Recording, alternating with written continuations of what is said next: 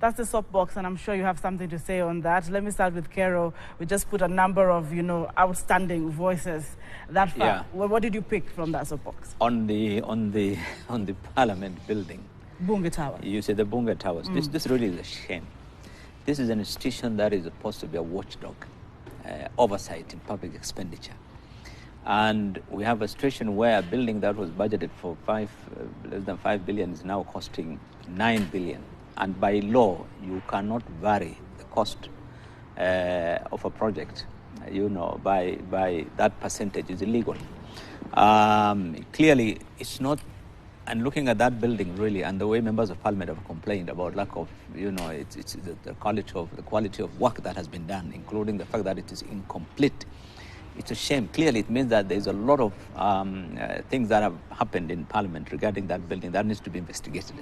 And if Ethics and Anti-Corruption Commission is investigating other public, I think this is one area that they need to look at.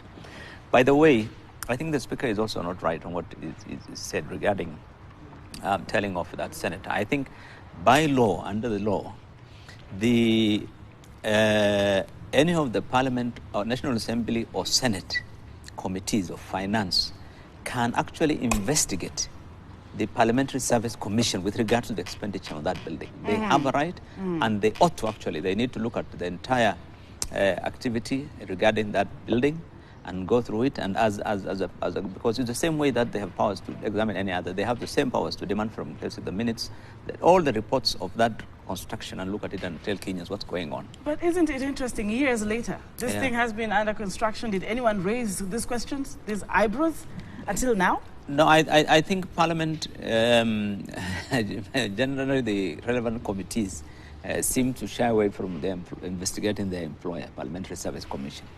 But Anti-Corruption Commission should be able to do that if parliamentary committees are scared of looking at the Parliamentary Service Commission. But they have a mandate to look at the expenditure. Auditor General has the mandate to look at it. The ethics and I think this thing needs to be investigated so that Kenyans get to know whether we had value for money.